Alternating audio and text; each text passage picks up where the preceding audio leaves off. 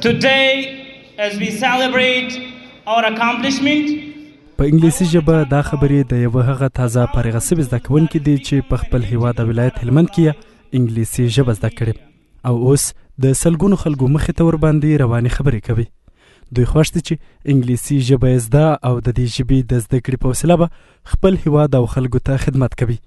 تازه فارغ شوی زده کوونکی محمد زبیر وایي دوی خوښ دي چې هغه ارمان یې پوره سو چې دوی د پوره کولو لپاره زیاتې هڅې کړي. Today I am very glad that we have finished this academic period and I hope for everyone that finish completely and also in a better way to promote in the world by the way of education. بل خو بیا هلمند کې د زکی خصوصي ښوونیز مرکز مسؤل ښاغلی حبیب الله زکی او د رسنیو د برخې مسؤل محمد نادر خپلواک وایي دوی تازه یو 50 تنه زده کوونکي په معیاري ډول فارغ کړل او لابه هڅه کوي چې په دې برخه کې کار وکړي.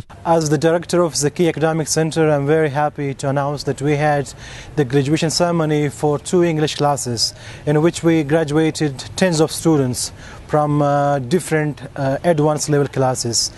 This was the 12th round and we are committed to continue serving our people through this service that we do at Hillman province. نن چې موږ یو ډیر ښکلی پروګرام د شاګردانو لپاره جوړ کړی و هغه فارغین شاګردان چې تقریبا په شمیر د یو 50 تنه و د 2 کلاسونو نو نن مو دوی فارغ کړل او زکی ښوونیز مرکز تل ویاړ لري چې نور هم داسې پروګرامونه شاګردانو ته جوړ کړي او د انګلیسي په برخه کې لا هم نور خدمتونه کوي. ویلی سو چې هلمند کې د دولتي ښوونیزو مرکزونو ترڅنګ په زیات شمیر خصوصي ښوونیز مرکزونه هم فعال دي چې پکښې نه یوازې انګلیسي بلکې بېلابېل مضمونونه تدریسیږي.